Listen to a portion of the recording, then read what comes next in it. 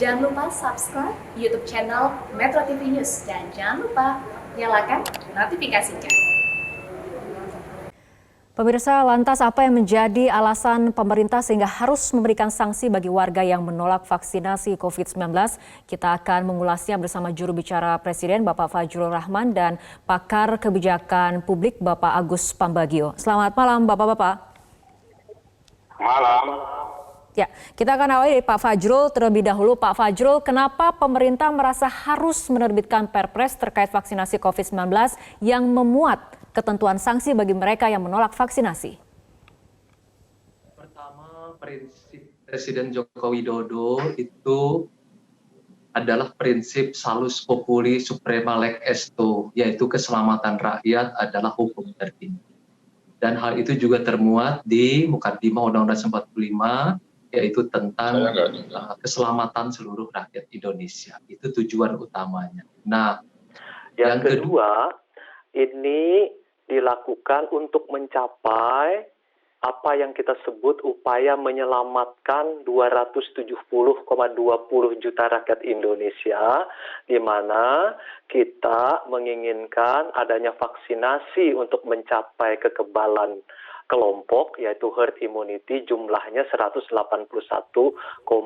juta. Nah, di dalam prinsip hak asasi manusia, kami sudah mendiskusikan juga dengan Sentra HAM, diantaranya dengan Ibu Profesor Harkristuti, ada peluang untuk hal-hal yang bisa dalam keadaan kedaruratan itu bisa dilakukan semacam derogasi atau pengecualian. Nah, ini salah satu yang bisa dilakukan karena hak untuk hidup pada orang lain, pada kita adalah hak untuk hidup juga pada orang lain. Ada 3 hal sebenarnya yang bisa dikerjakan. Yang pertama adalah berupa sanksi sosial, kemudian yang kedua berupa sanksi administratif, dan yang ketiga adalah sanksi pidana. Nah, di dalam Perpres ini memuat sanksi administratif. Dan di 13B-nya memang memuat sanksi pidana. Tetapi sanksi pidana ini akan diambil sebagai pilihan terakhir.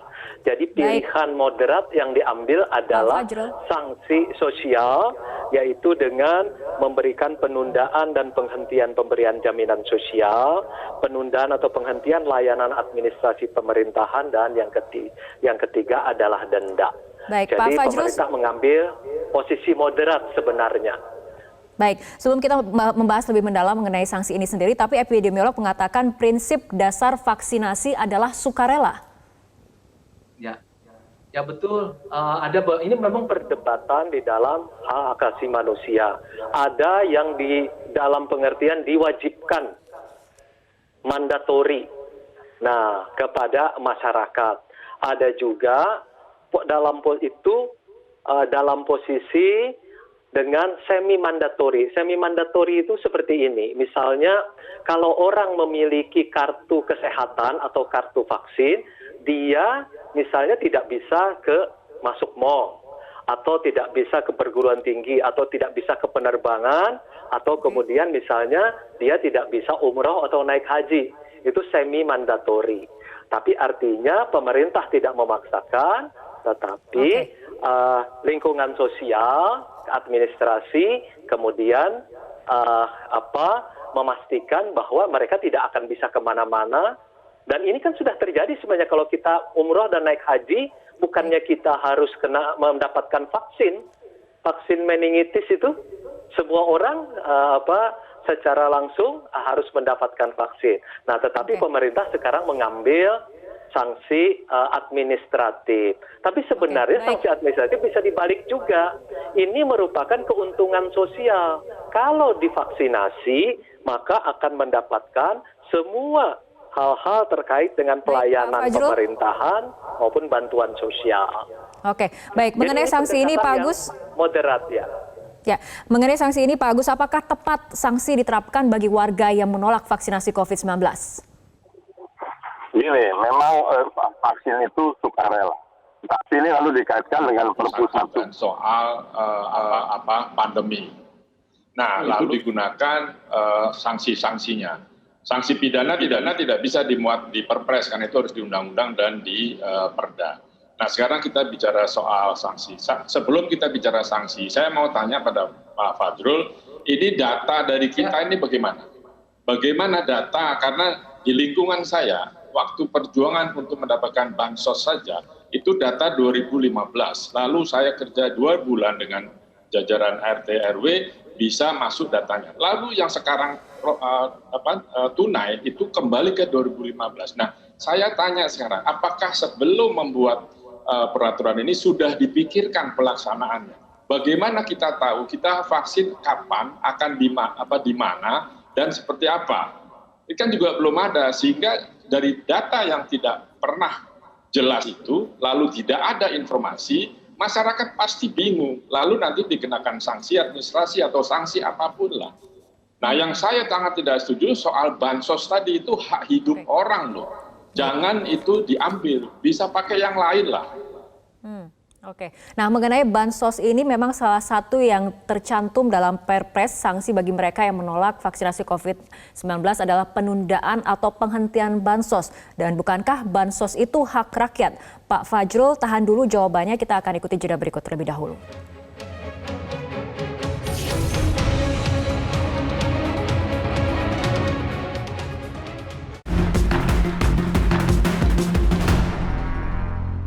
Nggak setuju.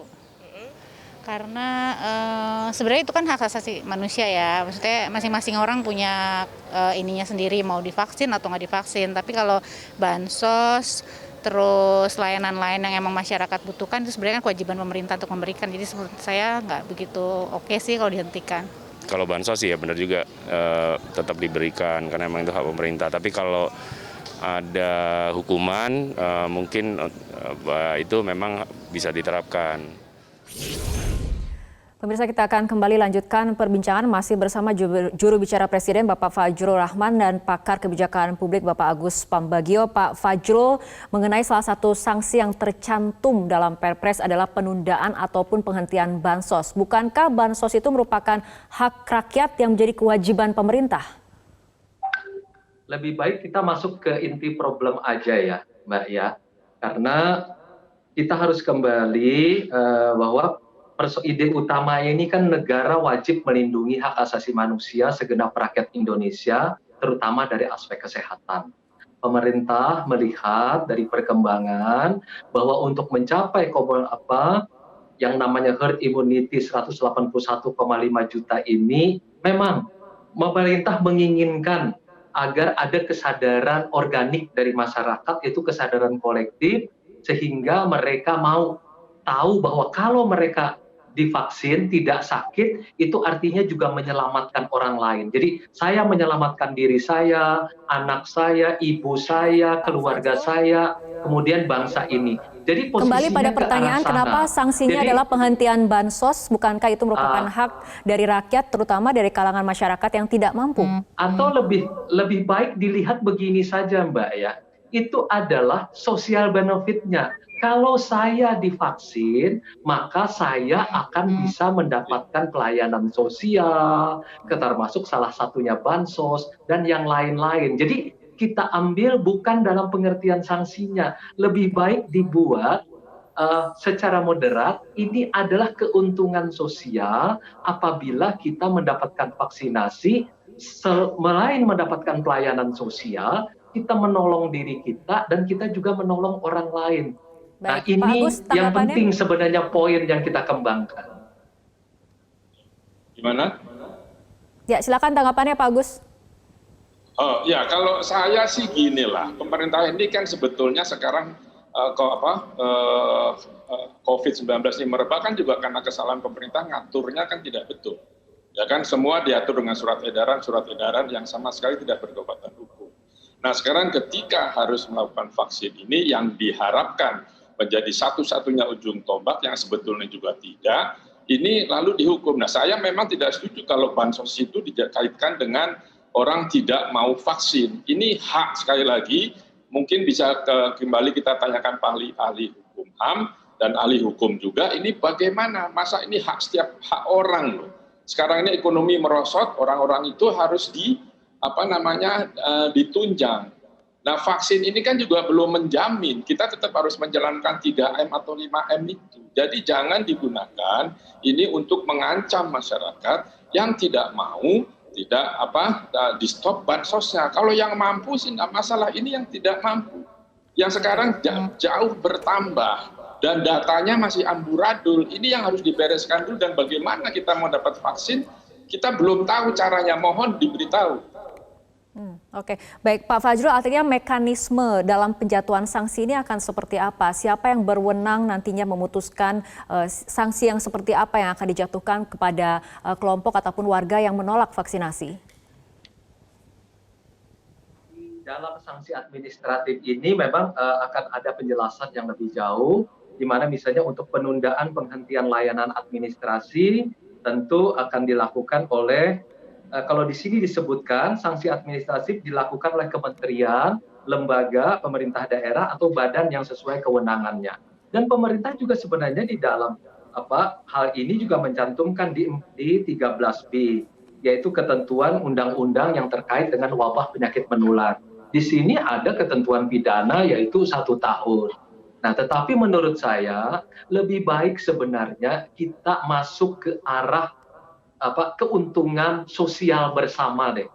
Jadi kesukarelaan itulah yang sebenarnya akan lebih diutamakan dalam upaya bersama menyelamatkan diri kita dan menyelamatkan bangsa ini, termasuk menyelamatkan umat manusia. Jadi kita lebih baik fokus ke arah kesukarelaan sosialnya.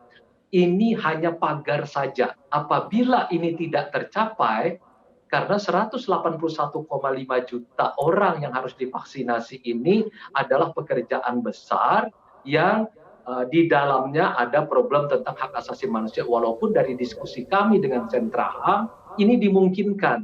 Karena ini tidak menyangkut misalnya tentang yang tidak boleh dicabut sama sekali itu misalnya hak hidup, hak beribadah atau berkeyakinan, hak tidak disiksa. Kalau ini kan dimungkinkan untuk adanya pengecualian dalam hal tertentu, tetapi pemerintah harus membuat kedaruratannya. Nah, ini kan sudah sesuai dengan keputusan Presiden nomor 11 tahun 2020, sudah ditetapkan adanya kedaruratan kesehatan masyarakat.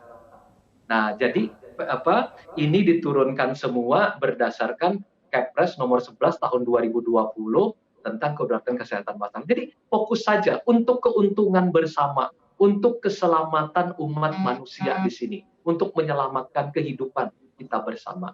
Karena pemerintah harus jelas pada tujuan salus populi suprema lex esto itu. Keselamatan adalah hukum tertinggi. Ya, baik, kita harapkan semua pihak termasuk masyarakat bisa bersama-sama mendukung kesuksesan dari program vaksinasi ini dengan tujuan untuk mengakhiri pandemi COVID-19 di Indonesia. Terima kasih Bapak Fajrul Rahman dan juga Pak Agus Pambagio telah berbincang bersama kami malam hari ini.